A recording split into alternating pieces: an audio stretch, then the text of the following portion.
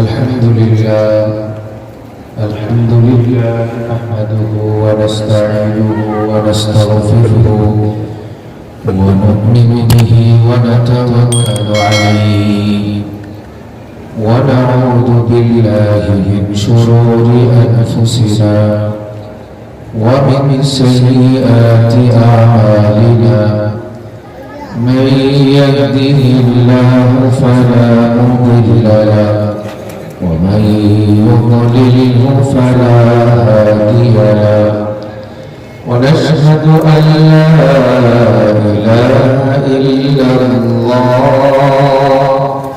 وحده لا شريك له ونشهد أن سيدنا ومولانا محمدا عبده ورسوله صلى الله تعالى عليه وعلى آله وأصحابه وبارك وسلم تسليما كثيرا أما بعد فأعوذ بالله من الشيطان الرجيم بسم الله الرحمن الرحيم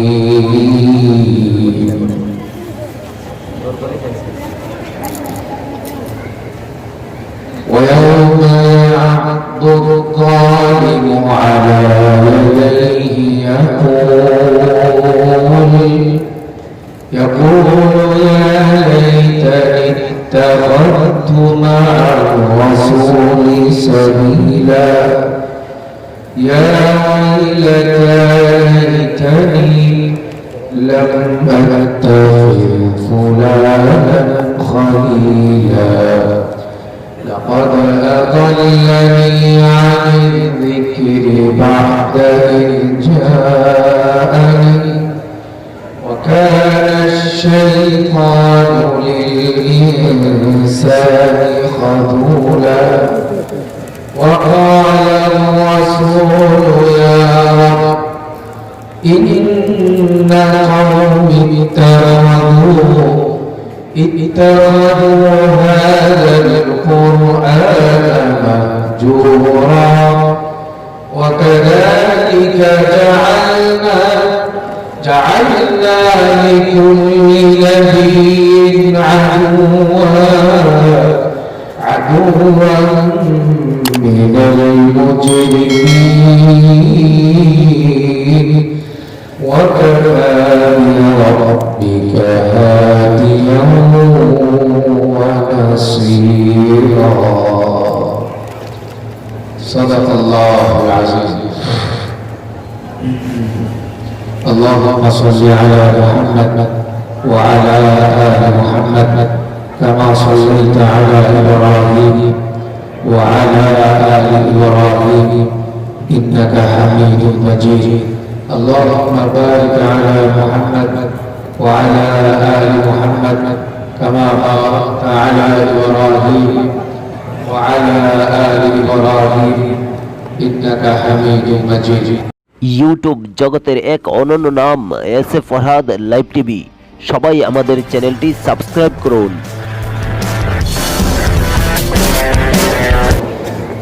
এই মুবারক মজলিসে উপস্থিত আছেন মুহতারাম সদরে ইজলাস, উপস্থিত আছেন মাদ্রাসার বড় হুজুর এবং শেখুল হাদিস মুহাদ্দিসিন কেরাম, আসাতিজায়ে কেরাম, বরেণ্য উলামায়ে কেরাম, মুরব্বিয়ানে ইজাম, শামিয়ানার নিচে সমবেত দিনদার ইমানদার বেরাদারান ইসলাম। আল্লাহ তাআলার অশেষ মেহেরবানি যে তিনি আমাকে এবং আমাদের সকল ভাইদেরকে একটি দাওরায়ে হাদিস পর্যন্ত প্রতিষ্ঠিত মাদ্রাসা দ্বীনি ইদারার মুবারক জলসায় আল্লাহর কথা, রাসূল পাকের কথা, জান্নাতের খোরাক নেহাত মজলিসে আমাদের সকলকে আল্লাহ তাআলা আসার বসার এখনো পর্যন্ত জমে জমে মৌমাছির মতো বয়ান শোনার অপেক্ষা করার জন্য আল্লাহ তাআলা আমাদের সকলকে তৌফিক দান করেছেন। দিল খুলে বলি আলহামদুলিল্লাহ।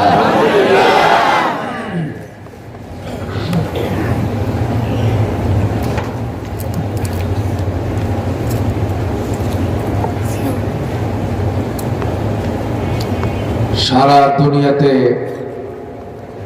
যত ধর্মের মানুষ বসবাস করে, কেউ ইহুদি ধর্মের, কেউ বা খ্রিস্টান ধর্মের অনুসারী, কেউ বা বৌদ্ধ, কেউ বা হিন্দু ধর্মের অনুসারী, আবার কেউ আছে কোনো ধর্মই মানে না, যেগুলোকে বলি আমরা নাস্তিক।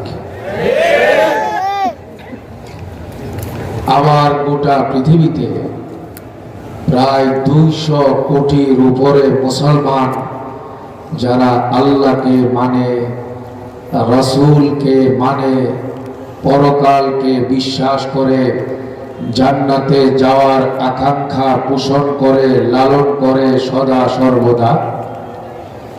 মোট কথা, সারা পৃথিবীতে যত ধর্মের অনুসারী আছে, মুসলমান ও মুসলমান, ইমানদার এবং কাফের, বেঈমান, নাস্তিক, তাদের মধ্যে ধর্মীয় বিভিন্ন বিষয় নিয়ে ভেদাভেদ, মতানৈক্য থাকতে পারে, কিন্তু একটা বিষয়ে পৃথিবীর উত্তর, দক্ষিণ, পূর্ব, পশ্চিম সবাই একমত যে পৃথিবীতে চিরদিন থাকা যাবে না, একদিন না একদিন মৃত্যুবরণ করা লাগবে। কথা বলেন ঠিক কিনা? মৃত্যুবরণ করা লাগবে সবাই, এটা সকলেরই জানা বিষয়। তো আরেকটা পরম সত্য বিষয় হইল, মরতে হবে সবাই জানে, কিন্তু তাড়াতাড়ি মরণ হোক এটা কেউ চায় না। কথা বলেন, তাড়াতাড়ি মরণ হোক এটা কেউ, এমনকি যদি বিশ্বাস না হয় যে বুড়া আমার দাদা বয়সী, আপনার দাদা, আপনার বড় আব্বা বয়সী বুড়াও যদি, যার বয়স 103, 4, 10 পার হয়ে যাচ্ছে, যদি কথা বলার শক্তি থাকে, কান লাগায় শুনবেন, তিনিও আরো 300 বছর বাঁচার অপেক্ষা করে।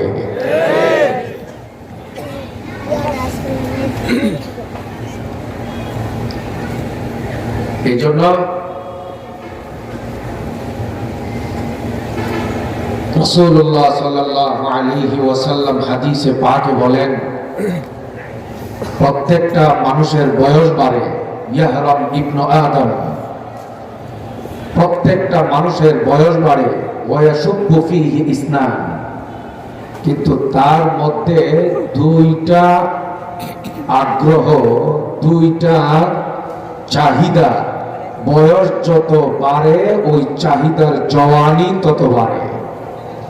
ওই দুইটার একটা হলো মাল বেশি হওয়ার চাহিদা, আর 2 নাম্বার হলো বেশি সময় দুনিয়াতে বেঁচে থাকার চিন্তা। কথাটা কি হাদিসে যা বললো অবাস্তব না বাস্তব?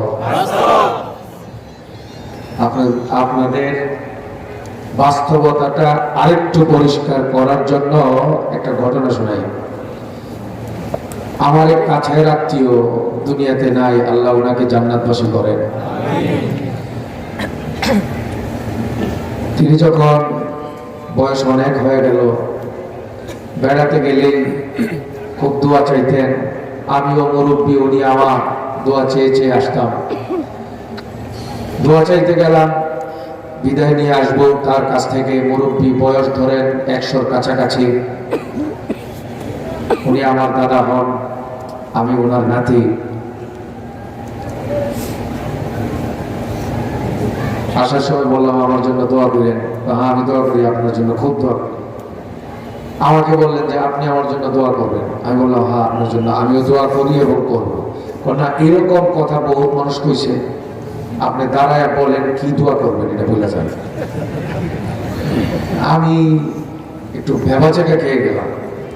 আমি দাঁড়ায় বললাম যে আমি দোয়া করি আল্লাহ তাআলা আপনাকে সুস্থ রাখেন, আল্লাহ তাআলা আপনাকে শিফা দান করেন, আরামের জিন্দেগি দান করেন। আর এই কথা তো সবাই কয়। আমি দেখলাম যে যত দোয়াই ওনাকে শোনাচ্ছি ওনাকে পুষাইতে পারতেছি না। ডানে আমার এক আত্মীয় ছিল, কানে কানে আমাকে দোয়াটা শিখাইছে যে ভাইজান এই দোয়াটা আপনি বলেন, না হয় কিন্তু মাগরিবের আজান দিব কিন্তু যাওয়ার ইজাজত হইব না। আমি কানে কানে দোয়াটা শিখছি, শিখে ওনাকে বলছি আমি দাদা আপনার জন্য দোয়া করি সুস্থতার সাথে আল্লাহ তাআলা অনেক বেশি দিন আপনাকে হায়াতে বাঁচায় রাখেন। এটা না হইল দোয়া। আগে কি দোয়া করছে?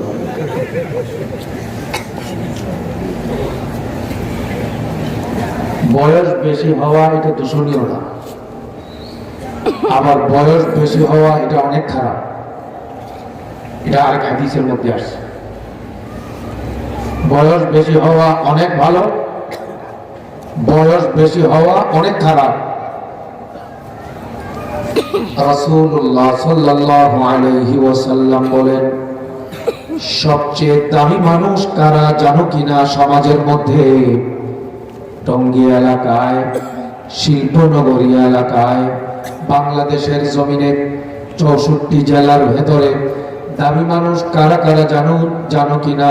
আল্লাহর নবী জিজ্ঞেস করলেন, সাহাবায়ে কেরাম সুপর্দ করলেন আল্লাহর নবী, এবং আল্লাহ সবচেয়ে ভালো জানেন। আল্লাহর নবী বলেন, সবচেয়ে উত্তম মানুষ, সবচেয়ে দামি মানুষ সমাজের মধ্যে ওই সকল বুড়া মানুষ মান তালা উমরুহু ওয়া হাসুনা আমালুহু, যিনি অনেক লম্বা হায়াত পান, 100 বছর বয়স, 150 বছর বয়স, কিন্তু তার 5 ওয়াক্তের নামাজের 1 ওয়াক্তও ছুটে না। সূরা ফাতিহা সহ আরো 10 সূরা যতটুকুন মুখস্থ আছে ওই সূরা দিয়ে ফরজ নামাজ যেমন আদায় করে, সুন্নতে মুআক্কাদা আদায় করে, নফল নামাজ আদায় করে, আল্লাহর হক আদায় করে, বান্দার হক আদায় করে, আত্মীয় স্বজনের হক আদায় করে, পরিবারের হক আদায় করে, সুদ খায় না, ঘুষ খায় না, গান শোনে না, চোখ দিয়া বেগানা নারীর দিকে নজর দেয় না। আল্লাহর নবী বলেন, সবচেয়ে দামি মানুষ সমাজের মধ্যে কারা তোমরা জানোনি? হাবিবে পাক বলেন, যাদের বয়স হয় সবচেয়ে বেশি কিন্তু তাদের জীবনে নামাজ রোজা তিলাওয়াত সহ আমলের পাল্লা হয় সবচেয়ে ভারী। সুবহানাল্লাহ। হাবিবে পাক বলেন, শোনো, সবচেয়ে নিকৃষ্ট মানুষ সমাজের মধ্যে কারা জানোনি? নবীজি বললেন, মান তালা উমরুহু ওয়া সাআ আমালুহু, আও কামা ক্বালা আলাইহিস সালাতু ওয়াস সালাম। হাবিবে পাক বলেন, সমাজের মধ্যে নিকৃষ্ট মানুষ হলো তারা যার বয়স 80 হয়ে গেল, 90 হয়ে গেল, 100 হয়ে গেল, 110 হয়ে গেল, এখনো পর্যন্ত বান্দরামি যায় না, ফালতুমি যায় না, গুনাহ করার স্বভাব যায় না, নামাজ আদায় করে না, সমাজের অপকর্মের মধ্যে লিডিং পজিশনে থাকে, কথা যখন বলে নামে মুসলমান হলেও কথায় মনে হয় যেন দালালদের মতো কথা বলে। হাবিবে পাক বলেন, সবচেয়ে নিকৃষ্ট মানুষ হলো ওই সকল বৃদ্ধ মানুষগুলো, ওই সকল বয়স্ক মানুষগুলো যাদের বয়স হবে বেশি আর তাদের আকাম কুকামের পরিমাণও হবে বেশি। এই রকম বয়স্ক বয়সী মানুষ যারা নামাজ রোজা পড়ে না, রোজা রাখে না, কোন শরীয়তের ধার ধারে না, কিন্তু কলমের খুঁচায় সুযোগ পাইলেই কোরআনের বিরুদ্ধে কথা বলে, টকশোতে সুযোগ পাইলেই আলেম ওলামাদের বিরুদ্ধে কথা বলে, সুযোগ পাইলেই মনে হয় যেন বাংলাদেশে আর কোনো সমস্যা নাই, কওমি মাদ্রাসার বিরুদ্ধে কথা বলে। এই রকম দুষ্ট বুড়া বাংলাদেশে কিছু আছে না? না।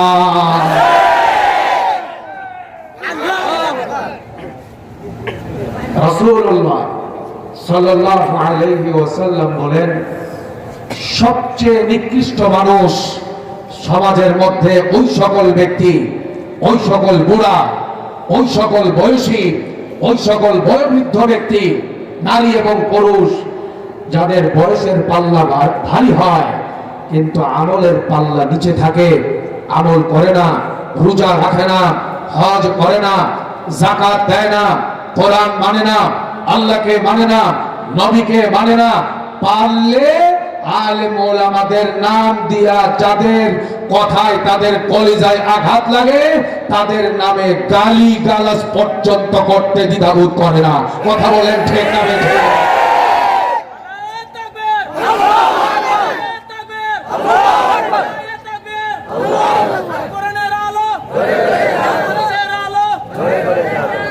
শুরুতে স্লোগান দিতেছে, দূর থেকে তো কেউ মনে করবে এই বুঝি সরকারের বিরুদ্ধে কথা বলা শুরু হয়ে গেছে। এগুলো কি সরকারের বিরুদ্ধে কথা না ঈমানের কথা? এই কথাগুলো না বুঝলে না মানলে জান্নাতে যাওয়া যাবে? আসতে বললেন আল্লাহকে না মেনে, কোরআন না মেনে, শরীয়ত না মেনে, আখিরাতের আমল না করে শুধু আওয়ামী লীগের জিকির করে জান্নাতে যাওয়া যাবে? আল্লাহ রাসূল নবী শরীয়ত বাদ দিয়া শুধু ধানের শীষের জিকির করে জান্নাতে যাওয়া যাবে? আল্লাহ নবী রাসূল শরীয়ত বাদ দিয়া লাঙ্গলার হাই এরশাদের জিকির করে জান্নাতে যাওয়া যাবে? সুতরাং আজকের এই জামিয়া রহমানিয়া সাউতুল হেরা মাদ্রাসার মাহফিল জান্নাতে যাওয়ার মাহফিল, কোরআন অনুযায়ী জিন্দেগি বানানোর মাহফিল। জান্নাত যাদের লাগবে তারা আওয়ামী লীগ করতে পারে, বিএনপি করতে পারে, লাঙ্গলের দল করতে পারে। জান্নাতে যাইতে হলে সাউতুল হেরার মাহফিলে সকলকে আসতে হবে। স্লোগান বেশি দিলে আমাদের তো ভালোই লাগে। স্লোগান দিলে আল্লাহর নাম বললে ভালো লাগে না? শয়তানের কি ভালো লাগে? আসতে বললেন আল্লাহর নাম নিলে আমাদের খারাপ লাগে না ভালো লাগে? নারে তাকবীর বললে আমাদের খারাপ লাগে না ভালো লাগে? কিন্তু তাসলিমা নাসরিন মার্কা যারা, ওই সকল মহিলাদেরকে ভাল লাগে? হুমায়ুন আজাদ মার্কা নাস্তিক যারা, তাদের কি ভাল লাগে? হওয়াই সালমান রুশদি মার্কা বেঈমান যারা, তাদের কি ভাল লাগে? ইহুদি খ্রিস্টান যারা নাস্তিক মার্কা, তাদের দিলে কি আগুন জ্বলে কি জ্বলে না? কথা পরিষ্কার। আমাদের এই দেশে ৯২% মুসলমানদের দেশ, দাড়ি টুপি ওয়ালাদের দেশ, হযরত হাফিজ হুজুরের দেশ, শাইখুল হাদিসের দেশ, মুফতি আমিনের দেশ, শাইখুল ইসলাম আল্লামা শাহ আহমদ শফির দেশ, লাখো মসজিদের দেশ, লাখো শাইখুল হাদিসের দেশ।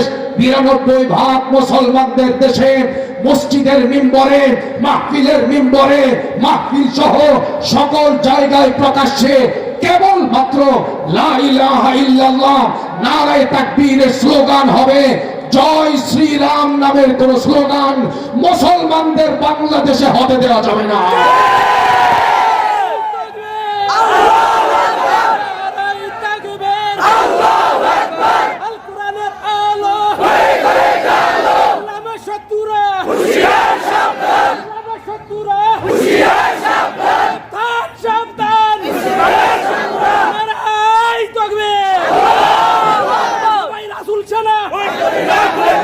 আমরা সবাই নবীর সিনা।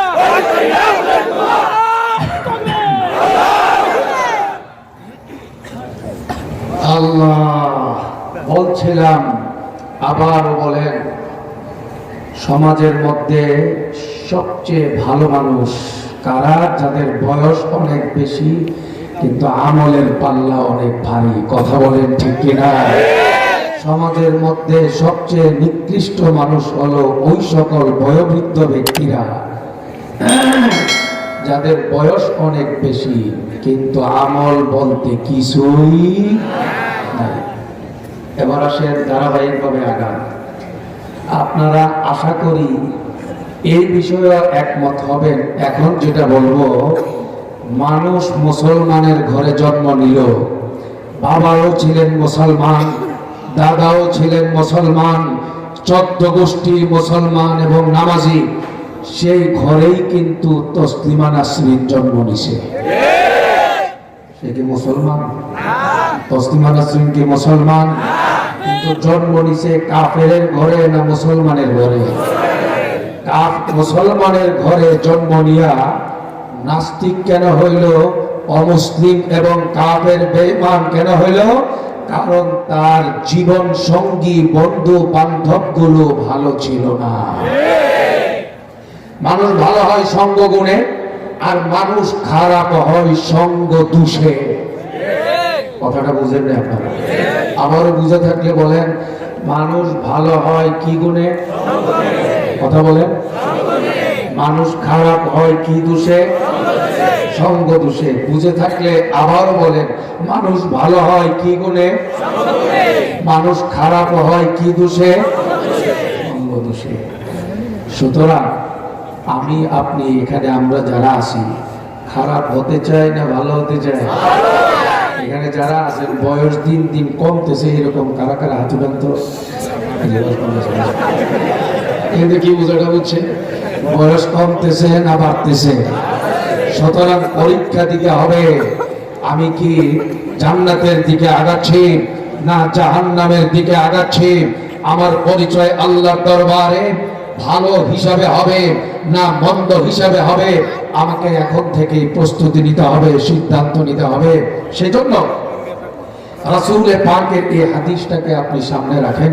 قال رسول الله صلى الله عليه وسلم المرء على دين خليله فلينظر من يخالف أو كما قال عليه الصلاة والسلام। হাবিবে পাক বলেন, দুনিয়াতে প্রত্যেকটা মানুষ তার বন্ধুর অনুকরণ করে চলে। নবীজির কথাটা অবাস্তব না বাস্তব? নবীজি বললেন, দুনিয়াতে প্রত্যেকটা মানুষ তার বন্ধুর অনুকরণ করে চলে। আপনি এই হাদিসটাকে ফিট করবেন আপনার এলাকার স্কুলের ছেলে মেয়েদের দিকে। ভার্সিটিতে পড়ুয়া কোনো ছেলে মেয়ে যদি কখনো নজরে পড়ে, আপনি দেখবেন এই ছেলেটাই যখন গ্রামে ছিল, আজান হওয়া মাত্র মসজিদে যাইতো, মাথায় টুপি দিত, গায়ে পাঞ্জাবি লাগাইতো, শুক্রবারে আতর গোলাপ লাগায়া তারা মসজিদে গিয়ে সবার আগে ইমাম সাহেবের সঙ্গে মুসাফা করত। কথা বলেন ঠিক কিনা?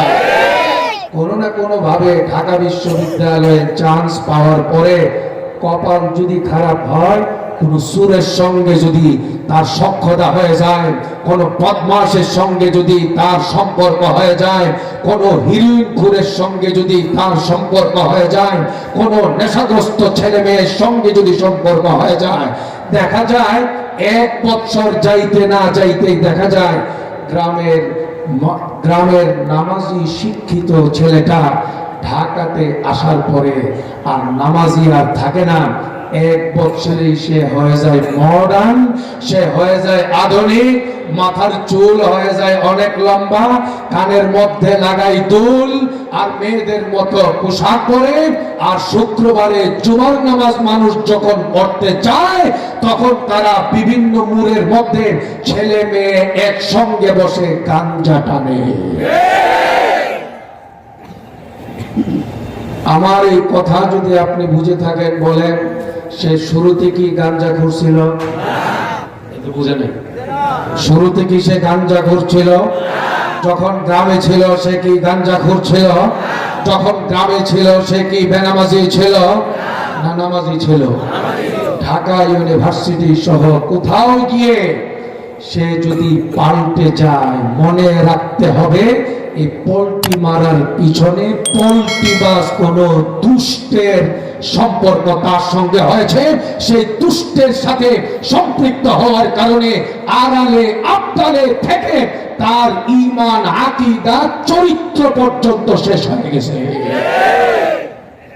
সুতরাং আমার কথা আপনারা এই পর্যন্ত যদি বুঝে থাকেন, বলেন তো ঢাকা ইউনিভার্সিটির একজন প্রফেসর, আল্লাহ মাফ করেন, নাম তো মুসলমানের নাম, বলে ফেলছেন আসসালামু আলাইকুম, শুদ্ধ করে যারা বলবে তারা জঙ্গি।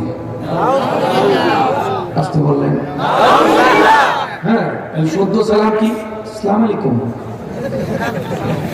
শুদ্ধ সালাম কি? আসসালামু আলাইকুম। আর জঙ্গিবাদ চেনার উপায় কি?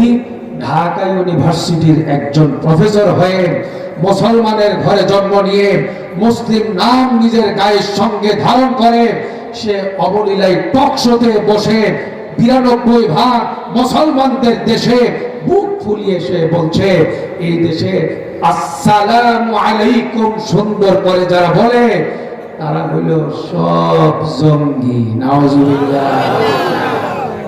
আচ্ছা আপনি বলেন তো, এই যে কথা একটা মুখ থেকে বোমা ফুটাইলো আর বলল, এর পিছনে মূল কারণ কি? সঙ্গ দোষে সর্বনাশ। কথা বলেন ঠিক কিনা? এই সকল ব্যক্তিরা প্রাইমারি স্কুলেও ভালো সঙ্গী পায় নাই। আমার ধারণা এই সকল ব্যক্তিরা হাই স্কুলেও ভালো সঙ্গী পায় নাই। আমার ধারণা এই সকল ব্যক্তিরা কলেজ লেভেলেও ভালো সঙ্গী পায় নাই। এই সকল ব্যক্তিরা ভার্সিটির লেভেলেও ভালো সঙ্গী পায় নাই। আমার ধারণা এই সকল ব্যক্তিরা কর্মজীবনেও কপাল খারাপ। ডানেও পাইছে নাস্তিক, বামেও পাইছে নাস্তিক, সামনেও পাইছে নাস্তিক, পিছনেও পাইছে নাস্তিক। আর নাস্তিকদের দাদন খেয়ে কাফের মুশরিকদের মতো কথা বলে।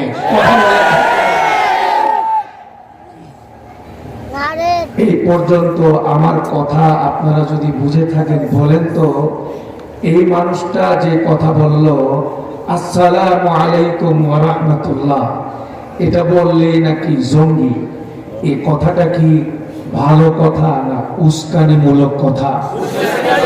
আজকে বললেন এটা কি ভালো কথা না উস্কানিমূলক কথা? এটা কি সমাজকে শান্ত করার কথা না সমাজকে উত্তপ্ত করার কথা? কিন্তু আমি দুঃখ পেলাম, ৭১ টেলিভিশন সহ কোন একটা চ্যানেল এটাকে সামনে নিয়ে বলে নাই যে আপনি এর দ্বারা কিন্তু দেশের মধ্যে বিশৃঙ্খলা ছড়াচ্ছেন, উস্কানিমূলক বক্তব্য দিচ্ছেন। একজন সাংবাদিক সেখানে প্রতিবাদ করে নাই। আজকে পর্যন্ত তাকে নিয়ে কোনো বক্তব্য দেয় নাই। সরকারের পক্ষ থেকে তাকে আইনের আওতায় আনা হয় নাই। কিন্তু আইনের আওতায় আনার চেষ্টা করা হয় কাদেরকে? যারা আসসালামু আলাইকুম শুদ্ধ নিজেও করে অন্যদেরকেও করায়, যারা এলাকায় হেঁটে হেঁটে মানুষকে নামাজ শেখায়, যারা এলাকায় হেঁটে হেঁটে রাস্তা দিয়া যাদেরকে দেখে শান্তির বাণী শোনায়। কওমি মাদ্রাসার ছেলেরা রাস্তা দিয়া যখন হাঁটে আসরের পরে মুরব্বীদেরকে দেখলে তারা দেয় সালাম, মুরব্বীদেরকে দেখলে তারা করে শ্রদ্ধা, মুরব্বীদেরকে দেখলে তারা সর্বোচ্চ মর্যাদা দেওয়ার চেষ্টা করে। এবং এলাকা এই টঙ্গীর মানুষরা আমি চ্যালেঞ্জ করে বলতে পারি, বাংলাদেশের টেকনাফ থেকে তেতুলিয়া যদি যাচাই করে দেখা হয় এই দেশে সবচেয়ে শান্তিপ্রিয় মানুষ কারা, এটা যদি সেটা যদি তালাশ করা হয় এবং সেটা তদন্ত করা হয়, বিচার বিভাগীয় ভাবেও যদি তদন্ত করা হয়, আমি মনে করব ইনশাআল্লাহ কওমি মাদ্রাসার ছাত্র এবং উস্তাদরা ১ নম্বরের শান্তির মানুষ, সেটা প্রথম নম্বরের তালিকায় তাদের নাম আসবে বলে আমি মনে করি।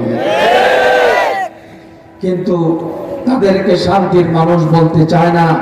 হলুদ মিডিয়ার লোকেরা, কওমি মাদ্রাসার ছাত্র উস্তাদরা জীবন বাজি রেখে মানুষকে নামাজ শেখায়, খেয়ে না খেয়ে মানুষকে আল্লাহর কথা বলে, খেয়ে না খেয়ে মানুষকে দ্বীনের কথা বলে, খেয়ে না খেয়ে মদের বিরুদ্ধে মানুষকে বুঝায়, সন্ত্রাসের বিরুদ্ধে মানুষকে বুঝায়।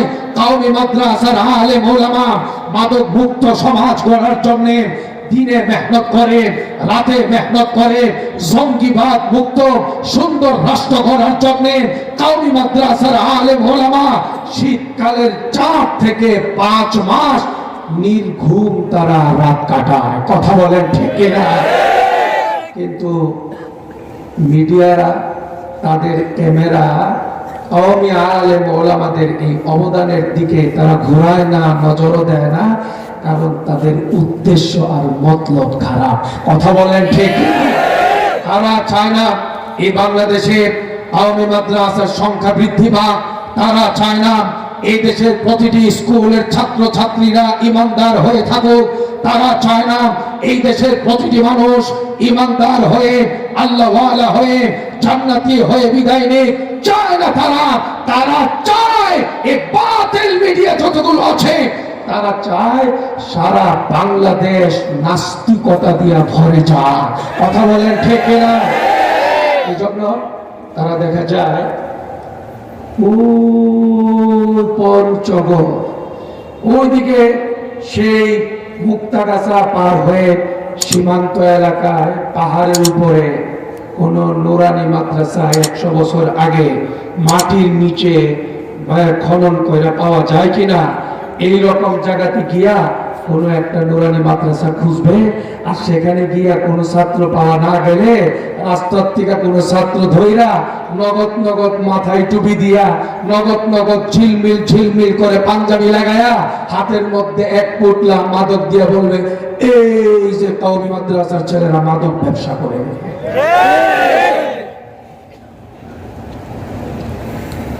এত দেশ দরদি হয়ে গেল, এত সমাজ দরদি হয়ে গেল, আর কওমি মাদ্রাসার 10 বছর আগের পুরানো 20 বছর আগের পুরনো কোন ঘটনাকে, বিচ্ছিন্ন ঘটনাকে জাতির সামনে ফলাও করে তোমরা প্রকাশ করো।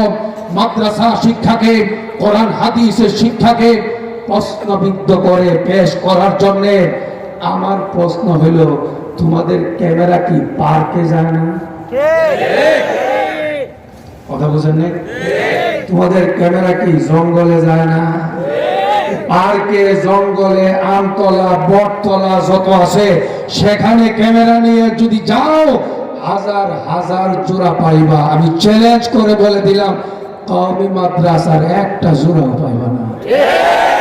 সেখানে ক্যামেরা নিয়ে জিজ্ঞেস করতে পারো না আপনারা কোন স্কুলের ছাত্রছাত্রী, আপনারা কোন কলেজের ছাত্রছাত্রী, এরকম জিজ্ঞেস করছে কোনোদিন? আমরাও চাই না। সবাই খারাপ না, আলহামদুলিল্লাহ স্কুলের ছেলেরা এমন নামাজি হয়, এমন পাগড়িওয়ালা হয়, কলেজের ছেলেরা এমন সুন্নতওয়ালা হয়, এমন দাড়িওয়ালা হয়, আমাদের দিল ঠান্ডা হয়ে যায়। ডাক্তারের প্রয়োজন আমাদেরও আছে, ইঞ্জিনিয়ারের প্রয়োজন আমাদেরও আছে, তবে শিক্ষার নামে শিক্ষাঙ্গনে অশ্লীলতা ছড়ায় পড়ো আমরা কেউ চাই না। কথা বলেন ঠিক কিনা? আজকে আমার প্রশ্ন হলো, আমতলা, জামতলা কোথাও তোমরা ক্যামেরা নিয়ে যাও না? চারিত্রিক সমস্যার আড্ডাখানা যেখানে, সেখানে তোমাদের কোনো কথা নাই, সেখানে তোমাদের কোনো প্রশ্ন নাই। টেকনাফ থেকে তেতুলিয়ায় লক্ষ লক্ষ ছাত্ররা পড়াশোনা করে, সেখানে কোনো রকম ঘটনা ঘটে না। বিচ্ছিন্ন কোনো সাজানো ঘটনা দিয়ে কওমি মাদ্রাসাকে তোমরা মানুষের সামনে প্রশ্নবিদ্ধ করে পেশ করতে চাও। মনে রাখতে হবে, বাংলাদেশের মানুষকে আর বোকা বানানো যাবে না। কওমি মাদ্রাসা কি জিনিস এই দেশের তাওহীদি জনতা জানে, এই দেশের প্রতিটি ইমানদার জানে। আমাদের পরিষ্কার বক্তব্য, আলেম ওলামাদের বিরুদ্ধে, ইমাম খতিবদের বিরুদ্ধে, আমাদের কওমি আলেমদের বিরুদ্ধে, কওমি মাদ্রাসার বিরুদ্ধে ষড়যন্ত্র যত বেশি হবে, কওমি ওলামাদের জয় যাত্রা তত এগিয়ে যাবে। কওমি ওলামাদের আওয়াজ যাদের পছন্দ হয় না, তাদের কণ্ঠকে স্তব্ধ করার জন্য যারা চেষ্টা করো, মনে রাখতে হবে পৃথিবীর কোন পরাশক্তি চেষ্টা করেও আলেম ওলামাদের আওয়াজ স্তব্ধ করতে পারবে না, পারবে না, পারবে না।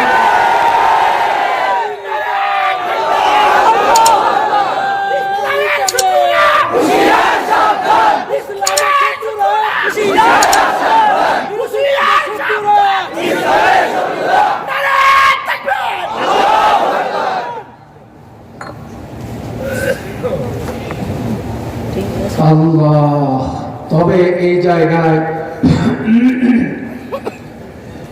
আপনাদের সামনে আমি এই মুহূর্তে যে হাদিসটা আপনাদের সামনে পেশ করলাম, এই হাদিসের আলোকে আবারও কথা গুটায় নিতে চাই। রাসূলুল্লাহ সাল্লাল্লাহু আলাইহি ওয়াসাল্লাম বলেন, আল মারদু আলা দীনি খালিলি, প্রত্যেকটা মানুষ তার বন্ধুকে অনুকরণ করে চলে। নবীজি বললেন, ও আমার আশিক, ও আমার টঙ্গিতে যারা আছো, আমি নবীকে মহাব্বত করো, ভালোবাসো। আমরা নবীকে ভালোবাসি তো? কম? আসতে বললেন? জীবনের সমান, কলিজার সমান, টাকা পয়সার সমান, আসতে গেলেন রাজনীতির পদ পদবী সমান, মন্ত্রী এমপির মর্যাদা সমান, বাংলাদেশটা সমান, বাপ মায়ের মর্যাদা সমান, না সবকিছুর চেয়ে বেশি? আমাদের কথা একটাই, নবীজি সাল্লাল্লাহু আলাইহি ওয়াসাল্লাম বলে দিলেন, অটঙ্গীর মুসলমান, অটঙ্গীর বয়োবৃদ্ধ মুসলমান, অটঙ্গীর যুবক ভাইরা, আর দেরি নাই, চলো আল্লাহর ওলি যদি হতে চাও, আল্লাহ ওয়ালা যদি হতে চাও, জান্নাতি যদি হতে চাও, জাহান্নাম থেকে যদি মুক্তি পেতে চাও, চাই কি চাই না? আল্লাহ তুমি এই হাতগুলোকে জান্নাতি হিসাবে কবুল করো, সকলের পরিবারকে জান্নাতি হিসাবে কবুল করো, সকলের ছেলে মেয়েদেরকে জান্নাতি হিসাবে কবুল করো। আয় আল্লাহ পুরা এলাকাবাসীকে জান্নাতি হিসাবে কবুল করো, সবাইকে পাক্কা নামাজি সহ আল্লাহ ওয়ালা হিসাবে কবুল করো। নবীজি বললেন, সঙ্গী গুণে মানুষ ভালো হয়, আর সঙ্গী যদি দুষ্ট হয় শুধু জীবন নষ্ট হয় না, ঈমান পর্যন্ত নষ্ট হয়ে যায়। কথা বলেন ঠিক কিনা? এই জন্য নবীজি বললেন, ফালিয়ানজুর মান ইউখালি, কার সঙ্গে তোমার সম্পর্ক হচ্ছে এটা খুব ভালো করে ভেবে দেখো। আচ্ছা, ছোট্ট একটা ঘটনা কোরআনে কারীম থেকে আপনাদেরকে শোনাবো। হ্যাঁ, আপনারা তো বিরক্ত হয়ে গেলেন, কষ্ট হইতেছে? শোনাবো। সবাই কিয়ামতের ময়দানে দাঁড়াতে হবে কি হবে না? কার সামনে দাঁড়াইতে হবে? সেদিন যদি লাঞ্ছিত হতে হয় আমাদের উপায় আছে? সেদিন যদি আসামি হয়ে দাঁড়াতে হয় আমাদেরকে বাঁচানোর জন্য কেউ যাবে? বাঁচানোর কোনো রাস্তা হবে সেদিন? বলেন, রাস্তা হবে? সেই বিষয়টাকে সামনে রেখে আমি এবার আপনাদের সামনে কালামুল্লাহ শরীফ থেকে একটা ঘটনা শোনাতে চাই। জীবন পাল্টে দেবে, জীবন আপনাকে পরিবর্তন করে দেবে এই একটি ঘটনাই হতে পারে, যদি আমার আপনার প্রতি আল্লাহ তাআলার করমের নজর হয়, রহমতের নজর হয়। আল্লাহ তুমি আমাদের জিন্দেগিকে জান্নাতের দিকে ফিরায় দাও। সবাই বলেন আমিন।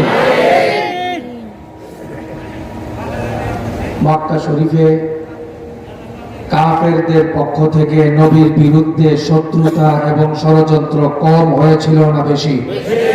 আসতে বলেন। বর্তমানে মনে হয় ইসলাম এবং মুসলমানদের বিরুদ্ধে কোনো ষড়যন্ত্রই নেই, নাকি? আমার নবীর বিরুদ্ধে যেই পরিমাণ ষড়যন্ত্র হয়েছে এর এক ফুটা ষড়যন্ত্র আমাদের সামনে হচ্ছে। সুতরাং ভয় পাওয়ার কিছু নাই, হেফাজতের মালিক কে? মক্কার জমিনে নবীজির দুশমন, ইসলামের দুশমন, সাহাবায়ে কেরামের দুশমন হিসাবে যারা ছিল তাদের মধ্যে প্রথম সারির দুইজন ছিল। একজনের নাম ছিল উমাইয়া বিন খালফ, আরেকজনের নাম ছিল উকবা বিন মুআইদ। কয়জন? এই দুইজন ছিল পরম বন্ধু, জানের জান, পরাণের পরাণ। এরকম ছেলেদেরকে দেখেন না, একটা আরেকটার সাথে আঠা লেগে থাকে, এরকম আঠাওয়ালা দেখেন না, দুটো আঠা লেগে থাকে, দেখেন না আপনারা? উমাইয়া বিন খালফ আর উকবা, এই দুইটা ছিল জানের জান। এই দুইটা মিলে ইসলামের বিরুদ্ধে, নবীজির বিরুদ্ধে, কোরআনের বিরুদ্ধে, সাহাবাদের বিরুদ্ধে যত ষড়যন্ত্র করার সব করত। একজন যেখানে যায় দ্বিতীয়জন সেখানে যেত, দ্বিতীয়জন যেখানে যায় প্রথমজন সেখানে যেত। এই রকম গভীর বন্ধুত্ব এই দুইজনের মধ্যে ছিল। এই দুইজনের একজন উকবা, এই উকবা বিন মুআইদ, তার একটা স্বভাব ছিল, যখন ব্যবসা বাণিজ্য করে বাহির থেকে দেশে ফিরে আসতো, এলাকায় এসে বড় ধরনের মেহমানদারির ব্যবস্থা করত।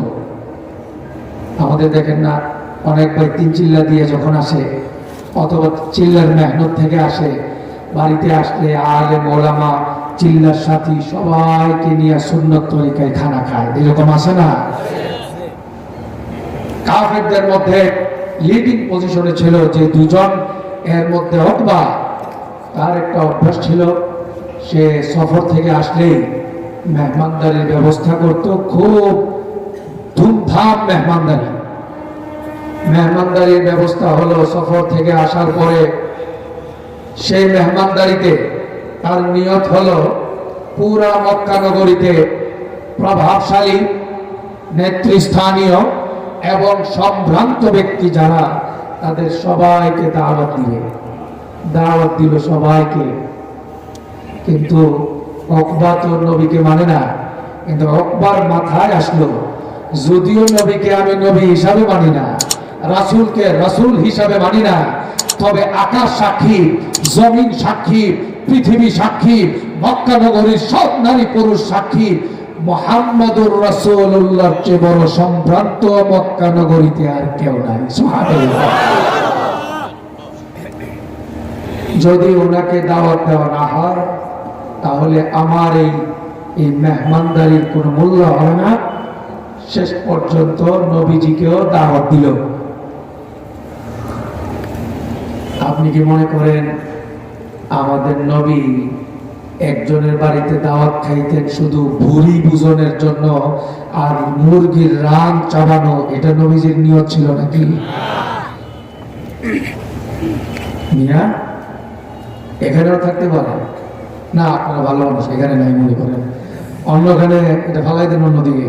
এরকম বহু মানুষ সমাজের মধ্যে আছে আর বলে হুজুররা কি কিছু হইলেই ইসলামের দোহাই দিয়া কথা বলে, কিছু হইলে কোরআন হাদিস নিয়ে নামে, কিছু হইলে আমাদের বিরুদ্ধে কথা বলে, কিছু হইলে অমুকের বিরুদ্ধে কথা বলে, অথচ তারা পরের বাড়ি খায়, মসজিদে ঘুমায়, আন্দাজ বরাত বলতে কিছু নাই। এই টাইপের কিছু শেষরা মানুষ সমাজে আসে না না।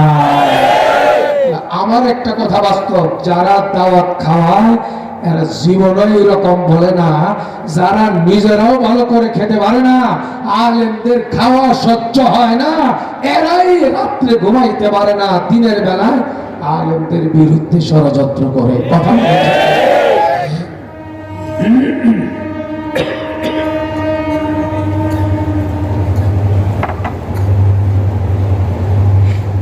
উকবা বিন মুআইদ দাওয়াত দিল কাফেরদেরকে, দাওয়াত দিল আমাদের নবীজিকে।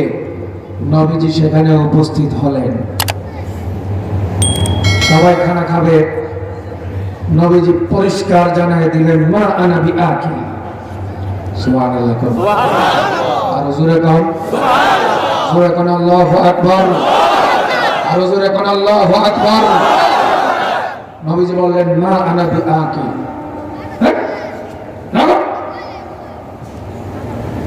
বুঝেন না? খাবো না।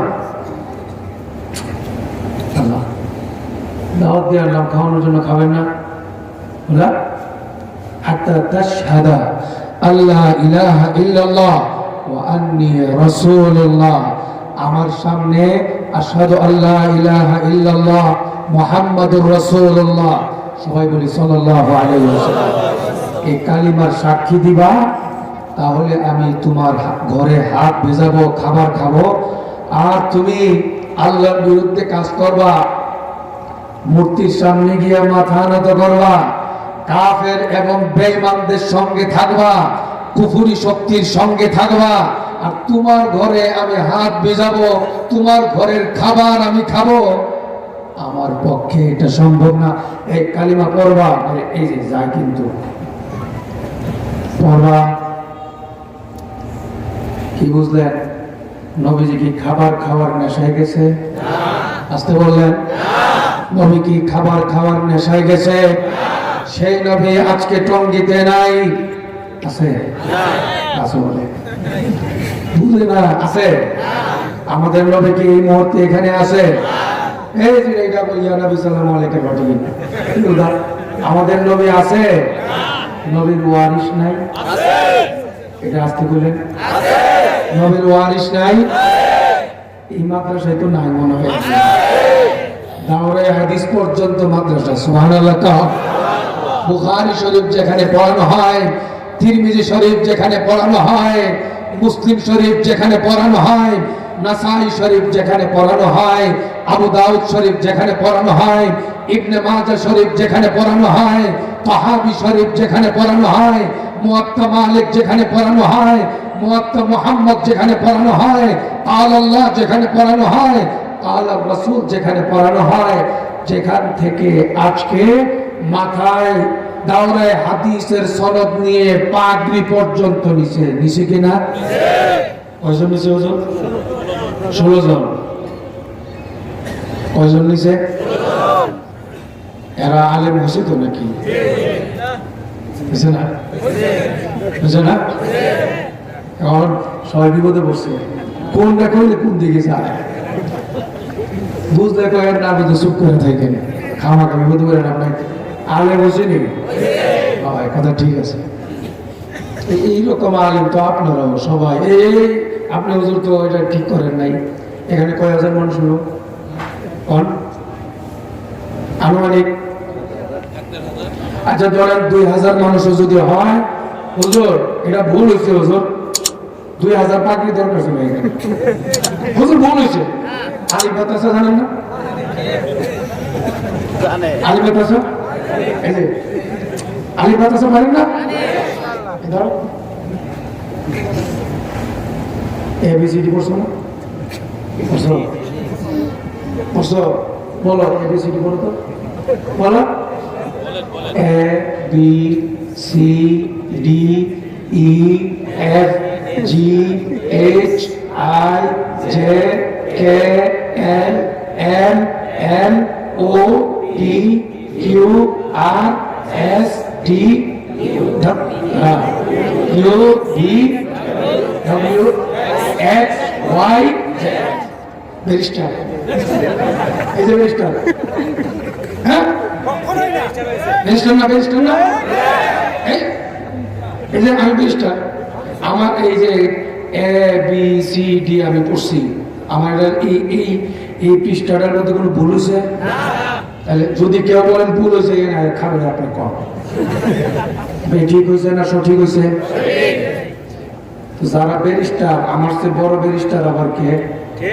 হ্যাঁ, আপনারা আপনার বাপে নিয়ে গেছে কিন্ডার গার্ডেনে, টাকা পয়সা খরচ করে এ বি সি ডি পড়াইছে, আর আমি নিজে ঘরে বসে বসে মাঠ না পড়ছি, নিজে নিজে এ বি সি ডি। আপনার চেয়ে বড় ব্যারিস্টার আমি।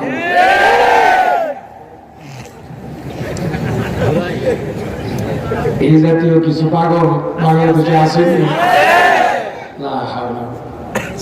ব্যারিস্টারের সূত্রে ফ্রি তোর ব্যারিস্টার বানাইলাম।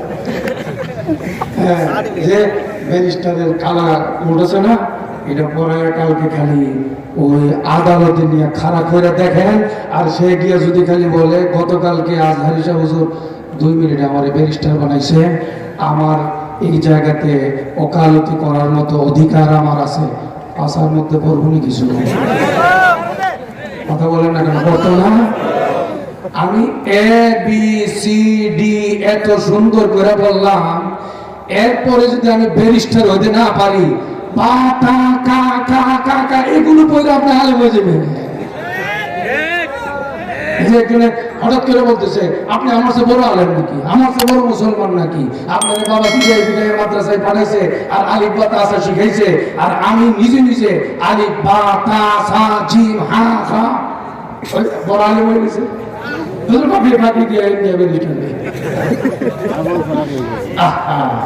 মাথা নষ্ট হলে যা হয়, কথা বলেন ঠিক কিনা? এই একটা ঘটনা মনে হয়েছে, বাজিতপুর একটা এলাকার নাম আছে কিশোরগঞ্জের আওতাধীন, নাম শুনছেন? বলতাম না ঘটনাটা? এই ভাই মন খারাপ? আমি কি বিএনপি করি? মন খারাপ করলেন কে? আওয়ামী লীগ করি? জাতীয় পার্টি করি? কোনো দল করি আমি? কথা সব হবে কার জন্য? বাস কথা একটাই, এইভাবে আপনি আজকে বলছেন আলিফ বা তা সা পয়রা আমি আলেম হয়ে গেছি, 2 দিন পরে তো বলবেন টুপি দিছি আলেম হয়ে গেছি। কথা বলেন ঠিক কিনা? ওই বাজিতপুরে 12 বছর পয়রা আলেম হইয়া নাতি দেওবন্দ থেকে পাশ করে বাজিতপুর গেছে, দাদার সঙ্গে দেখা করছে। রমজান মাস দাদার সঙ্গে পড়াশোনা করবে, তিলাওয়াত করবে। রমজানে দাদাও কোরআন শরীফ পড়ে, নাতিও কোরআন শরীফ পড়ে। দাদাজি গায়, হ্যাঁ নাতি অখতম। নাতি কর এক খতম। দেওবন্দ পূজা এক খতম। নাতি বলে, দাদা আপনার কয় খতম? 12 খতম। কত? দাদা নাতিকে বলতেছে, নাতি আমার মনের মধ্যে খুব কষ্ট দিলি রে, 12টা বছর পড়লি, 12টা খতম দিতে পারলি না। বুঝে নাই এই ঘটনাটা, বুঝেন নাই আপনারা? 12টা বছর তুই পড়লি, দেওবন্দ পর্যন্ত গেলি, এই 12 বছরে 1 বছরে একটা খতম দিবে, এটা পারলি না। আর আমি বুড়া বয়সে আমি 12 খতম দিছি। পরে দাদা কথা আমাকে বলতে বলতে আমাকে বললো, আসলে কি দাদারে দোষ দেওয়া লাভ নাই। দাদা মনে করছে কওমি মাদ্রাসায় যারা 12 বছর 14 বছর পরে, এরা মনে হয় সারা দিনে রাত্রে 24 ঘন্টা খেচ্চা খালি কোরআন শরীফ পড়ে। এমনি না, একদম খেচ্চা, মানে মোটর স্টার্ট দেয় আর সকালে রাত্রে দুপুরে শেষ রাত্রে খালি কোরআন শরীফ পড়ে। এরা মনে হয় আর কিছু করে না। দাদা বলতেছে, যে কোরআন শরীফ তুই পড়স 12 বছরে পড়লি 1 খতম, সেই কোরআন শরীফ আমি পড়ি বুড়া বয়সে দিলাম 12 খতম, তোর দেওবন্দ পাঠায় আমার লাভ হইল কি? সব শেষ হয়ে গেল। দাদাকে বললো, দাদা তুমি তো বুঝো নাই কি যে কোরআন শরীফ তো আমি 6 মাসে শেষ করছি। কোরআন শরীফ আমি কথা বলে তো এরপরে তোর দাবিটা বড় সড় হয়ে গেছে, বিয়ে করো না তাই এত বছর কি করছো? দাদা এত বছর আমি উর্দু ভাষা শিখছি, ফার্সি ভাষা শিখছি, বাংলা ভাষা শিখেছি, ইংরেজি ভাষা শিখেছি, অঙ্কের উপরে জ্ঞান অর্জন করেছি, ভূগোলের উপরে জ্ঞান অর্জন করেছি, গ্রামারের উপরে জ্ঞান অর্জন করেছি, আরবি গ্রামার, নাহু এবং সরফের উপরে 3 বছর আমি পড়াশোনা করেছি। এরপরে আমি অলঙ্কার শাস্ত্র বালাগাত করেছি, সেটাও নিম্নে 2-3 বছর। এরপরে তুই কি করলি? এরপরে আমি ফিকহ শাস্ত্র ইসলামিক আইন নিয়ে পড়েছি, ইসলামিক আইন নিয়ে প্রায় 3 বছর পড়েছি। এরপরে তুই কি করলি? এরপরে আমি তাফসীর পড়েছি, উসুলে তাফসীর, তাফসীরের মূলনীতি পড়েছি। এরপরে তুই কি করলি? হাদিস আমি পড়েছি, হাদিসের মূলনীতি আমি পড়েছি। এরপরে তুই কি করলি? ইসলামী আকীদার উপরে আমি উচ্চতর গবেষণা করেছি। এরপরে তুই কি করলি? ইসলামের ইতিহাস নিয়ে উচ্চতর পড়াশোনা আমি করেছি। এরপরে তুই কি করলি? রাসূল পাকের সিরাতের উপরে উচ্চতর পড়াশোনা আমি করেছি। এরপরে তুই কি করলি?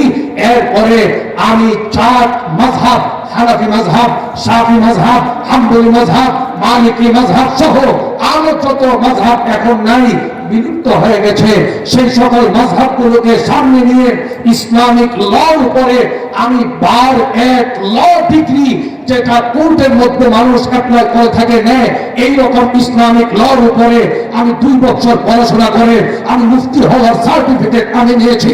তারপরে কি করেছিস? আমি এরপরে কোরআন এবং হাদিসের পাণ্ডিত্য অর্জনের জন্য আমি তাফসীর বিভাগে আমি পড়াশোনা করেছি। তারপরে তুই কি করলি? আমি এরপরে কোরআন এবং হাদিসকে আরো ব্যাপক পরিমাণে জানার জন্য, জাতির সামনে পেশ করার জন্য আরবি সাহিত্যের সর্বোচ্চ গবেষণা আরো 1 বছর করেছি। তারপরে তুই কি করলি? এরপরের গুলো আর তোমার বুঝাইতে পারবো না। আমার পরিষ্কার কথা, কওমি মাদ্রাসার আলেম যারা, তারা 10 বছর 20 বছরে তারা 10 বছর 20 বছরে যা পড়াশোনা করে আর অর্জন করে একজন আলেম হয়, একজন মুফতি হয়, একজন মুফাসসির হয়, একজন মুহাদ্দিস হয়। এই রকম পড়াশোনা দিয়া জীবনে 2 বার ব্যারিস্টার হওয়া যাবে, 2 বার ব্যারিস্টার হবে। এই কথা কি সবাই বোঝানো যাবে? তবে বোঝানোর একটা লাইন আছে, ছোট্ট একটা ঘটনা বলি, তো মন খারাপ? হ্যাঁ, চট্টগ্রাম ইউনিভার্সিটির একজন প্রফেসর, ওনার ভাইদিনা আমাদের সাথে পড়তো হাটাজারি মাদ্রাসায়, আমরা তখন পড়াশোনা করি সেখানে। তো চট্টগ্রাম ইউনিভার্সিটির ওই মামার বাসায় 2 সপ্তাহ 3 সপ্তাহ 1 মাস পরে কখনো বেড়াইতে যেত। তো মামার ছেলেরা মেয়েরা তারা তো ভার্সিটিতে পড়ে। হঠাৎ করে একদিন মামা মামি বোন ভাই সবাই মিলে ধরলো, কিরে তুই কি পড়স? বললো যে আমি দাওরে হাদিস পড়ি। দাওরে হাদিস মানে হাদিস শাস্ত্রের উপরে সর্বোচ্চ ডিগ্রি যেটা, সেটা আমি করি। এটা মানে কি বুঝাইতাম? কেমনে বুঝাইবো? পড়ছে বিরাট বিপদ।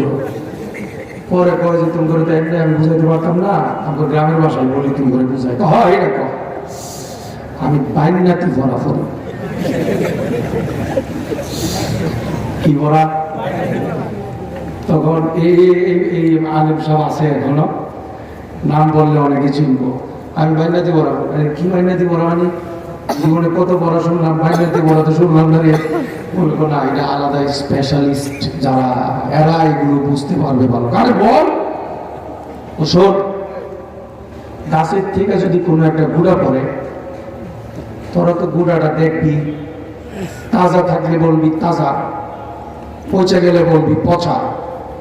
আমরা যে পড়াটা পড়ি, গুঁড়াটা কেন পচলো, গুঁড়াটা কেন তাজা হইলো, পাতাটা কেন পড়লো, এই গুঁড়া পাতা ওই গাছের জ্বর সহ সব আমরা গবেষণা করে সাক্ষাৎ করে ফেলাই।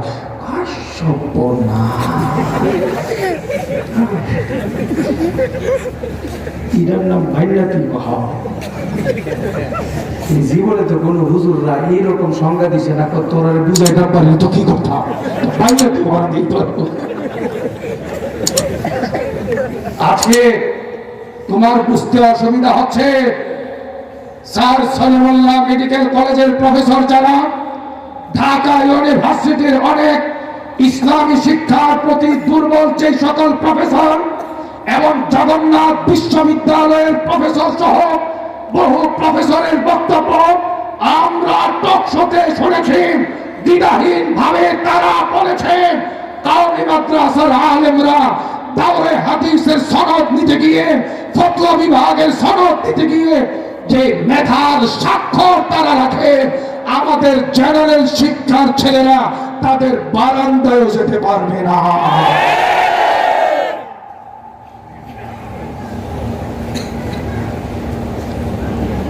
তবে কথা একটাই, ব্যারিস্টারদের ভুল হবে না, ব্যারিস্টারের কথাও ঠিক হয়ে যাবে।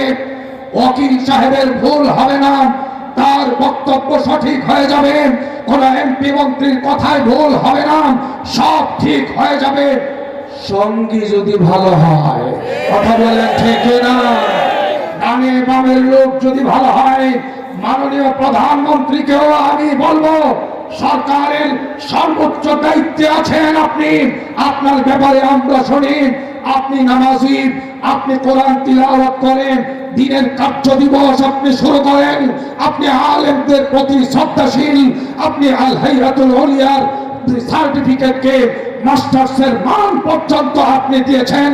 কিন্তু এরপরেও আপনার কাছে আমাদের একটা খোলাসা বক্তব্য হলো, বর্তমানে ইসলামের বিরুদ্ধে যত ষড়যন্ত্র হচ্ছে, ইসলাম এবং আলেমদের বিরুদ্ধে যত রকম গালি গালাজ হচ্ছে, আমার মনে হয় আলেমদের মনে হয় সরকারকে বিপদে ফেলার জন্যে, দলকে বিপদে ফেলার জন্যে, রাষ্ট্রকে বিপদে ফেলার জন্যে ওই সরকারের গুরুত্বপূর্ণ পয়েন্টগুলোতে নাস্তিকরা বসে বসে ষড়যন্ত্র করছে।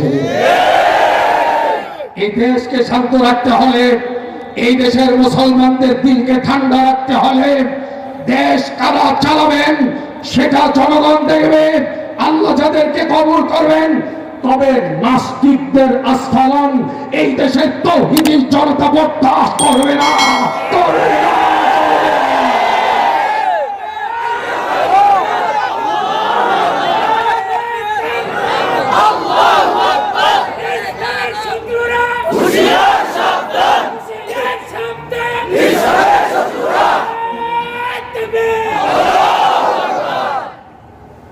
কষ্ট হইতেছে? ঘটনাটা পুরোটা বলি। বলেন না, রাসূলুল্লাহ সাল্লাল্লাহু আলাইহি ওয়াসাল্লাম উনি কি ভাত খাওয়ার জন্য গিয়েছিলেন, না দাওয়াতের ফিকির নিয়ে গিয়েছিলেন?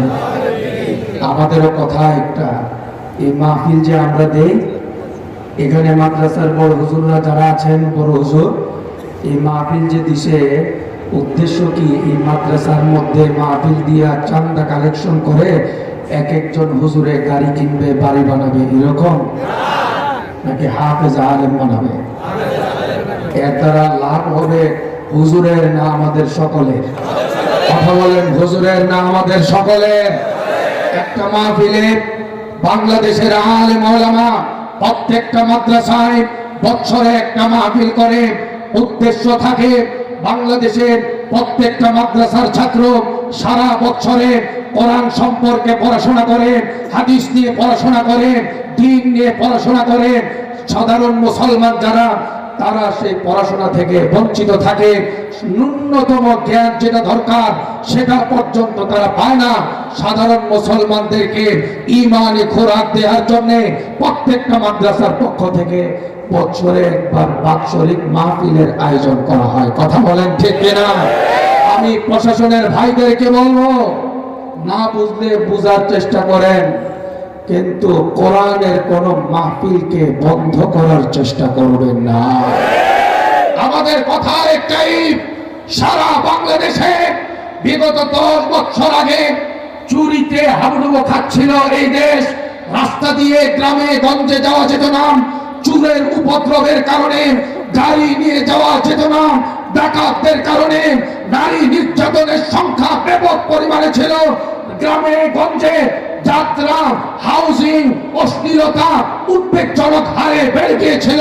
এই দেশে আল্লাহর মেহেরবানিতে গ্রামে গঞ্জে, শহরে, বন্দরে, রাজধানীতে এই দেশের হাক্কানি, দেওবন্দি, কওমি উলামায়ে কেরাম খেয়ে না খেয়ে, ঘুমিয়ে না ঘুমিয়ে, রাতের আধারে জীবন বাজি রেখে তারা মানুষকে আল্লাহর কথা শোনায়, কোরআনের কথা শোনায়, জান্নাতের কথা শোনায়। এর দ্বারা দেশ মুক্ত হচ্ছে মাদকের হাত থেকে, দেশ মুক্ত হচ্ছে সন্ত্রাসীর হাত থেকে, দেশ মুক্ত হচ্ছে জঙ্গিবাদের হাত থেকে। মনে রাখতে হবে, কোরআনের আলো ছাড়া বন্দুকের নল দিয়া জঙ্গিবাদ মুক্ত করা যাবে না, অশ্লীলতা মুক্ত করা যাবে না, ইফতিজিং মুক্ত করা যাবে না। মুক্ত করতে হলে কোরআনের বয়ান লাগবে, হাদিসের বয়ান লাগবে, মসজিদের মিম্বরের বয়ান লাগবে, লাগবে কিনা? মাহফিলের মিম্বরের বয়ান লাগবে কি লাগবে না? সেজন্য আল্লাহর মেহেরবানিতে আমিও বলতে পারি, এই দেশকে সুন্দর করে সাজাবার জন্য, এই দেশকে সুরক্ষা এবং নিরাপত্তা দেওয়ার জন্য, ভিনদেশী শত্রুদের হাত থেকে এই দেশকে এবং দেশের প্রত্যেকটা নাগরিককে নিরাপদে রাখার জন্য, এই দেশের উন্নতি অগ্রগতির জন্য আওয়ামী লীগের ভাই, বিএনপির ভাই, লাঙ্গলের ভাই সহ যে কোনো দলের লোকেরা যে পরিমাণ বিসর্জন দেয়, আমি চ্যালেঞ্জ করে বলতে পারি, পরীক্ষা করলে দেখতে পাবেন এই দেশের উপরে যদি ভিনদেশী কোন শকুনের নজর পড়ে, এই দেশের প্রতিটা ইঞ্চি মাটিকে রক্ষা করার জন্য, সার্বভৌমত্ব রক্ষা করার জন্য কাওমে উলামা সবার আগে জীবন দেওয়ার জন্য মাটিতে নামবে। বলছিলাম, নবীজি সাল্লাল্লাহু আলাইহি ওয়াসাল্লাম উকবাকে ডাইরেক্ট বলে দিল, মা আনা বিআকিল। মনে আসেনি কথা? আমি খাবো না, তুমি শাহাদা পাঠ করো। তখন উকবা মনে মনে ভাবলো, জীবনে ইজ্জত যা কামাইছিলাম আজকেই বুঝি শেষ। ওনার মতো সম্মানিত সর্বোচ্চ সম্ভ্রান্ত ব্যক্তি যদি আমার ঘরে খাবার না খেয়ে হাত না বিছিয়ে তিনি যদি বের হয়ে যান, মান ইজ্জত থাকবে না, চেহারা দেখাতে পারবো না। এক পর্যায়ে নবীজির সামনে কালিমা পড়ে নবীজিকে খুশি করে দিছে। নবীজি খাইছেন, সন্তুষ্ট হয়ে বের হয়েছে। আপনি কি মনে করেন নবীজি খুশি হয়েছে? ঠিক। এর যে জানের জান, পরাণের পরাণ উমাইয়া বিন খালফ, সে কি খুব খুশি হয়েছে? ঘটনাক্রমে ওই দিনের ওই মজলিসে ওই দুষ্টটা ছিল না।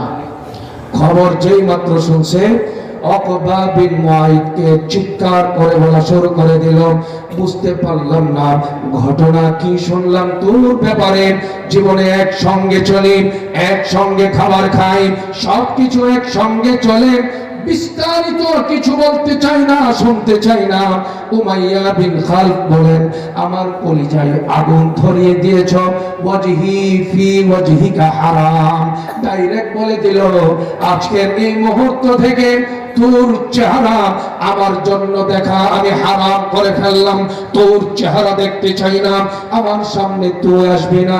সাথে সাথে বন্ধুকে খুশি করার জন্য চিৎকার করে বলতে শুরু করলো, বন্ধু মন খারাপ করো না, আমি শাহাদাত পাঠ করেছি আমার ঠোঁট দিয়া।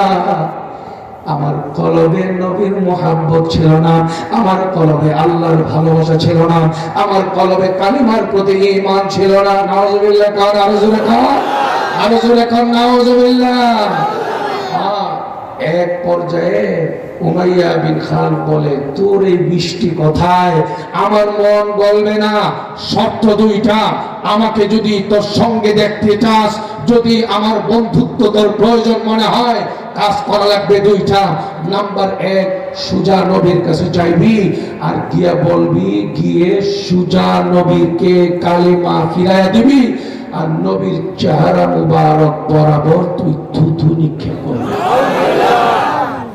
কি বলেন? চাঁদের চেয়েও সুন্দর নবী, সুবহানাল্লাহ। সূর্যের চেয়েও সুন্দর নবী, সুবহানাল্লাহ। পৃথিবীর সবকিছুর চেয়ে সুন্দর যে নবী, আল্লাহ তার চেহারায় আনোয়ারকে সবচেয়ে সুন্দর করে বানিয়েছেন, সেই নবীর চেহারা বরাবর কোন কুলাঙ্গার তার পচা মুখ দিয়ে থুতু দিবে, আল্লাহ এটা বরদাস্ত করবেন না। আসতে বললেন, বরদাস্ত করবেন। তাফসীরের কিতাবে লেখে, উমাইয়া বিন খালফের কথায় উকবা সামনে এগিয়ে গেল, নবীজির সামনে গিয়ে থুতু নিক্ষেপ করে দিল। তাফসীরের কিতাবে মুফাসসিরিন কেরাম লেখেন, সময় লাগে নাই 1 মিনিট, সময় লাগে নাই আধা সেকেন্ড, মুহূর্তের ভেতরে আল্লাহ তাআলা উকবা বিন মুআইতের থুতুটাকে আগুনে পরিণত করায় দিছে। থুতুকে আগুন বানায় দিছেন কে? আল্লাহ। আসতে বলেন, আল্লাহ। আগুনকে পানি বানাতে পারেন কে? আল্লাহ। পানিকে আগুন বানাতে পারেন কে? আল্লাহ। ইব্রাহিম আলাইহিস সালামের সময়ে আগুনকে পানি বানিয়েছিলেন কে? আল্লাহ। আর এই কুলাঙ্গার উকবা যখন থুতু মারতে গেল, তার থুতু নামক দুর্গন্ধযুক্ত পানিটাকে আগুন বানালেন কে? আরো জোরে বলেন কে? আপনি এবার বলেন তো, উকবা বিন মুআইত থুতু নিয়ে খেলছে না আগুন নিয়ে খেলছে? জোরে কান। মুফাসসিরিনে কেরাম তাফসীরের কিতাবের মধ্যে আরো লেখেন, থুতু নিক্ষেপ করা মাত্র ওই থুতুর পানিগুলো 2 সারিতে ভাগ হয়ে গেল। 2 সারির 2টা আগুনের লম্বা লেলিহান শিখা থুতু নিক্ষেপকারী উকবার 2টা গালকে জ্বালায়া পুরায়া সারখার করে দিল। আল্লাহ আল্লাহ আল্লাহ। এই শক্তি আল্লাহ, এই ক্ষমতা আল্লাহ, এই কুদরত আল্লাহ। সে আল্লাহ এখনো পারে, কুদরত দেখাতে পারেন কি পারেন না? জোরে বলেন আল্লাহু আকবার। আরো জোরে বলো আল্লাহু আকবার। আরো জোরে বলো আল্লাহু আকবার। আমি আপনাদেরকে জিজ্ঞেস করে জানতে চাই, উকবা নামের কুলাঙ্গার হাবিবে পাকের চেহারা মুবারকের সঙ্গে বেয়াদবি করতে চেয়েছিল, থুতু নিক্ষেপ করতে চেয়েছিল, থুতু কি নবী পর্যন্ত গেছে না তার চেহারায় ফেরত আসে? পানি হয়ে আসছে না আগুন হয়ে আসে? আমার পরিষ্কার কথা, যারা বুঝো না যে কোনো দল করতে পারো, বুঝানোর চেষ্টা করে যাচ্ছি, তাওবা করে ফিরে আসো, নাস্তিকদের সঙ্গ ছেড়ে দাও। হিন্দু বৌদ্ধ খ্রিস্টান ঐক্য পরিষদের এই নাস্তিক মার্কা সংগঠন ছেড়ে দিয়ে সহি তরিকায় ফিরে আসো। আলেমদের গালে গালে জুতা মারো, তালে তালে এই জাতীয় নিকৃষ্ট স্লোগান যাদের জবানে এসেছে, সামনেও যদি খবরদার এইরকম বেয়াদবিমূলক আচরণ করার চিন্তা হয়, মনে রাখতে হবে এই জুতা আল্লাহর পক্ষ থেকে তোর গালে আসার অপেক্ষা করতেছে।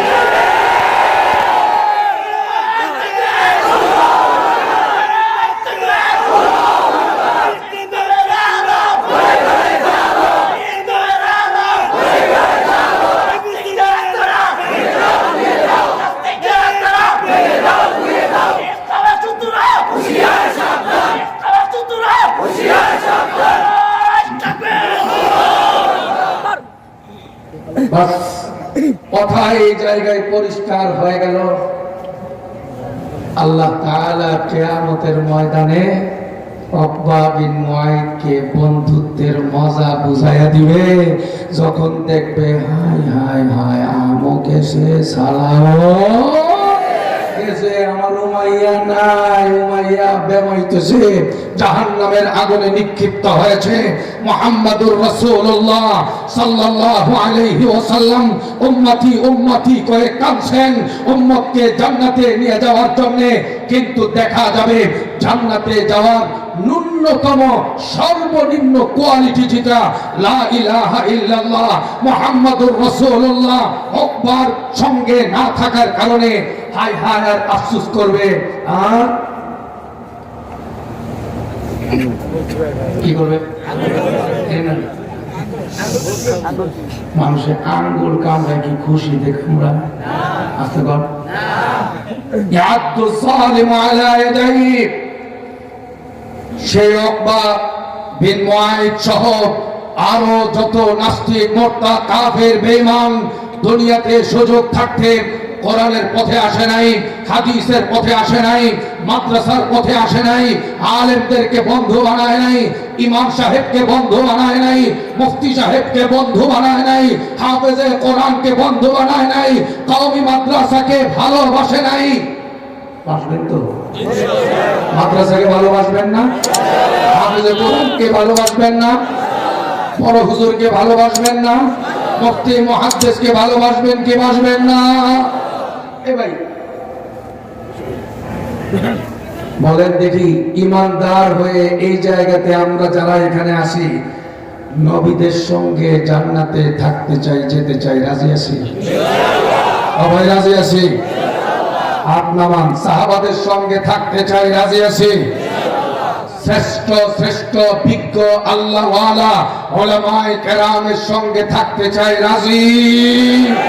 সাউতুল হেরা মাদ্রাসার হাদিস পড়ান যারা, বুখারী শরীফ যারা পড়ান, তিরমিজি শরীফ যারা পড়ান, মুসলিম শরীফ যারা পড়ান, ইবনে মাজাহ শরীফ যারা পড়ান, জালালাইন শরীফের তাফসীরের কিতাব যারা পড়ান, মসজিদে জুমার নামাজ যারা আদায় করান, মসজিদের 5 ওয়াক্তের নামাজের ইমামতি যারা করেন, শেষ রাতে যারা তাহাজ্জুদের নামাজ পড়ে, আপনাদের জন্য দোয়া করে, চোখের পানি ফেলে আপনাদের জন্য দোয়া করে, এলাকার জন্য দোয়া করে, আপনাদের মা বাবার জন্য দোয়া করে, আপনাদের আখিরাত ভালো হওয়ার জন্য দোয়া করে, তাদের সকলের সঙ্গে জান্নাতে দাঁড়াবেন, চান কি চান না? নবীজি সাল্লাল্লাহু আলাইহি ওয়াসাল্লামের সামনে এক সাহাবী গেলেন, এই হাদিস আমার শেষ হাদিস। সাহাবী গিয়ে বললেন, ইয়া রাসূলুল্লাহ, আমি আপনাকে খুব ভালোবাসি। সুবহানাল্লাহ, আমি আপনাকে ভালোবাসি। আল্লাহ আল্লাহ আল্লাহ আল্লাহ আল্লাহ নবী, খুব ভালো করে বুঝো, ভালো করে বুঝো, তুমি কোন জাতের ভালোবাসা। আমাদের দেশে কিন্তু 14 ফেব্রুয়ারির একটা ভালোবাসা কিন্তু আছে, কথা কোন ঠিক কিনা? আগামী 1 মাস পরেই 14 ফেব্রুয়ারি আসতেছে, এটা কি ভালোবাসা না? এটা আপনি বুঝবেন।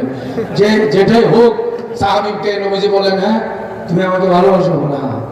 আচ্ছা, সাহাবীকে আরেক সাহাবী নবীর কাছে আসছেন, বলেন ইয়া রাসূলুল্লাহ কিয়ামত কখন হবে?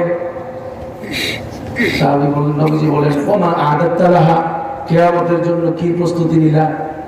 ইয়া রাসূলুল্লাহ কিয়ামতের ময়দানে আমাকে উঠতে হবে, আমাকে হাজির হতে হবে, আল্লাহর সামনে দাঁড়াতে হবে, কিন্তু আমি ফরজ নামাজ আদায় করি, ফরজ রোজা আদায় করি, ফরজ আমল বান্দেগী আমি করি, কিন্তু নফলের পরিমাণ আমার কম, নফল নামাজের পরিমাণ কম, নফল রোজার পরিমাণ কম, নফল দান খায়রাতের পরিমাণ কম।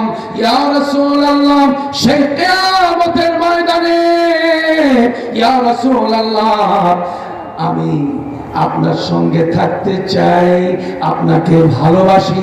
আল্লাহর নবী বললেন তাই নাকি? বলে হ্যাঁ। আল মারউ মা মান আহাব্বা, তুমি যে ফরজের উপরে আছো, শরীয়তের উপরে আছো, নামাজের উপরে আছো, রোজার উপরে আছো, হজের উপরে আছো, কোরআন নিয়ে চলছো, সুন্নাত নিয়ে চলছো, এরপরে বাকি ত্রুটি বিচ্যুতি যা হবে সেটার একটা বড় পুঁজি তোমার সামনে আছে। তুমি নবীকে যেহেতু ভালোবাসো, যার সঙ্গে তোমার ভালোবাসা, কিয়ামতের ময়দানে আল্লাহ তোমাকে তার সঙ্গে দাঁড় করায় দিবেন। সুবহানাল্লাহ। সুতরাং আজকের এই জায়গায় আমার নবীর ভালোবাসার প্রমাণ দিতে গিয়ে আমাকে আপনাকে আল্লাহ তাআলাকে প্রমাণ দিতে হবে। আজকের এই জায়গায় আমি আল্লাহ তাআলার সামনে ওয়াদা করতে পারবো কিনা, যাদের গালে দাড়ি নাই আজকের থেকে দাড়ি রাখা শুরু করে দিব ইনশাআল্লাহ। নিয়ত করি, নিয়ত করি, নিয়ত নিয়ত নিয়ত। হাত উঠান, হাত উঠান। যারা বিয়ে করছেন ভালো জায়গায় বিয়ে হবে, হাত উঠান। হ্যাঁ, ভালো জায়গায় বিয়ে হবে। বাসা বাড়িতে নতুন বউ হলে অসুবিধা নাই, বউ যাইবো না, আদর যত্ন ভালো করবে। আল্লাহ সবাইকে তুমি দাড়িওয়ালা হওয়ার তৌফিক দান করো, আমিন। 2 নাম্বার, সুন্নতের উপরে জিন্দেগি। খানা খাইতে গেলে দস্তরখানের সুন্নত আছে না নাই? ওযু করতে গেলে মিসওয়াকের সুন্নত আছে না নাই? সুন্নত সুন্নত কি কি এই সবগুলো জেনে জেনে বুঝে বুঝে আমল করব তো আল্লাহর নবী বলেন মান আহাব্বা সুন্নতি ফাকাদ আহাব্বানি ওয়া মান আহাব্বানি কানা মাই ফিল জান্নাহ। আমার সুন্নতের উপরে জিন্দেগি যাদের হবে, আমার ভালোবাসা তাকে টেনে আনবে, আর আমাকে যারা ভালোবাসবে সুন্নতের মাধ্যমে, দস্তরখানের মাধ্যমে, মিসওয়াকের মাধ্যমে, আল্লাহ তাআলা তাদেরকে আমি নবীর সঙ্গে জান্নাতে বসায় দিবেন। শুরু থেকে এই পর্যন্ত যা বললাম আমার জন্য, ভাইদের সবার জন্য আল্লাহ তাআলা আমাদের সকলকে আমল করে জান্নাতের জন্য প্রস্তুতি নেওয়ার তৌফিক দান করেন, আমিন। ওয়া আখিরু দাওয়ানা আলহামদুলিল্লাহি রাব্বিল আলামিন। ওয়া আসসালামু আলাইকুম ওয়া রাহমাতুল্লাহ। আস্তাগফিরুল্লাহ।